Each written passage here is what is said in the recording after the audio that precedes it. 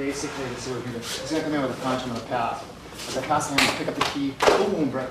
Set choke, come up, hey, boom. Yes, sir. One time. Comes in, I'm going to pass. Knock out, look, drop, elbow, check, up.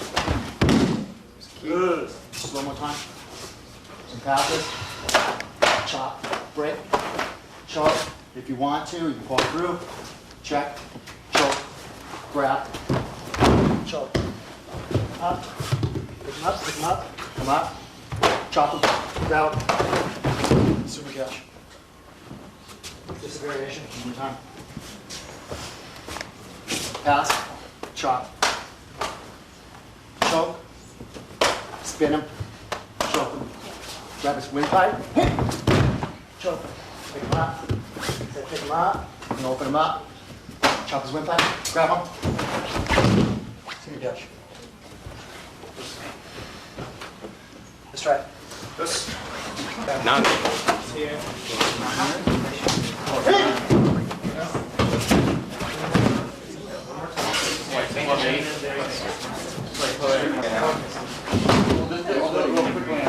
One to each person, so Use the double chop and one first. here, one here is breaking. Let the energy take its course. Boom. And that back into him. Bust. Pick him up. Block him. He comes in. There goes his head. Inside. Yaku. Anada. Drive his head. On break. Step inside. Pull his head back. Set the choke. Drive the head into the mat. And roll out. Let's go one more angle on the other side. Set it over in that direction. Boom. Drop. Block. Set. Hit. Drop. I'm not. I'm already down towards the same. Or he picks up my leg, right? So yeah, I pick up my leg.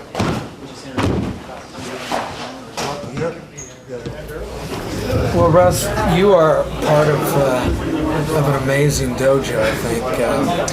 Just to have the honor to be led by Sig. He seems like an incredibly unusual person, to say the least. I would imagine in some way pretty inspiring to you in some way.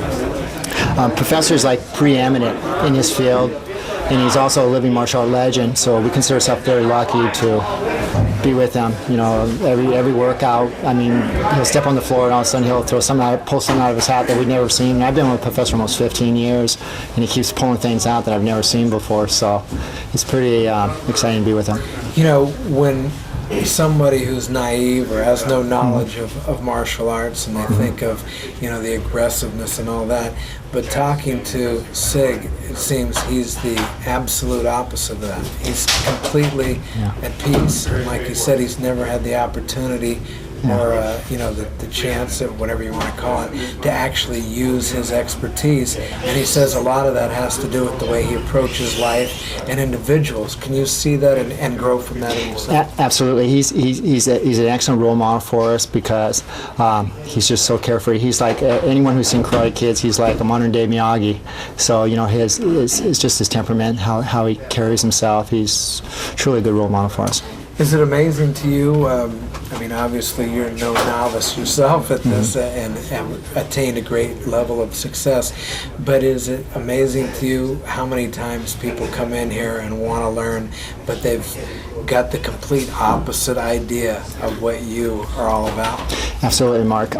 There's so much more to the martial arts than what people see at face value. It's a wonderful way of exercise. It's a wonderful way of keeping shape. If you look at Professor, ask Professor, what is the science of being 85 and be able to be functional like that? And he just says, you know, just eat right, don't worry about so much, and keep flexible. You know, just keep training and keep moving. And we already know the benefits of training and fighting off osteoporosis and old age and stuff like that. But he's just the biggest problem we have with him is keeping up with him. Okay. I like that because, I mean, as I said to him as I opened the interview, you're at an age where guys are not even thinking about golf anymore, you know, let alone retirement, and he is in one of the most, skill-needed physical activities you could imagine. Absolutely. He just keeps going. It's kind of funny because some of my students, they'll come in and I got a little hurt here, I got a little hurt there, and I just go, well, look at Professor, he's 85, he's still out there. And at 42 myself, people look at 42 and I remember you also probably when you were 20, you would think 42 was old. But it gives me great insight as far as growing old and becoming gracious. Right now, most people and younger people will use more on body, where Professor, as nature starts to cheat him physically, he becomes more refined, more technique, so his motions are effortless, they're more biomechanically connected, so they're effortless, and this is what we get to look forward to as the body gets weaker, the mind gets sharper, and we get more precise. One of the things that I admire most, and this day in our own country, is that we are very youth-oriented. But as I was going to say, admire in the Asian culture.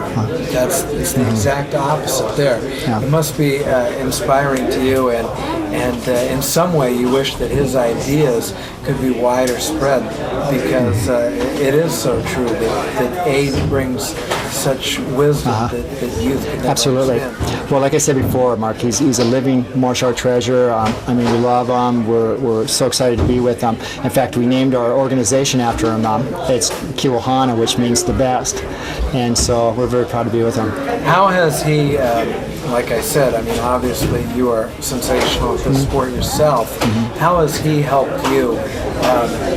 Maybe not in just overall. That's a good question. He made me realize that even though we're teachers, we're still students. Professor's philosophy has always been go out and train with other people, cross-train. By cross-training, you learn your strengths and your weaknesses. As martial artists, we all have the same goal, to grow mentally, spiritually, and physically. And I think Professor's his general being agreeable with the other martial arts, learning to blend and become harmonious in people in general, as well as the other arts.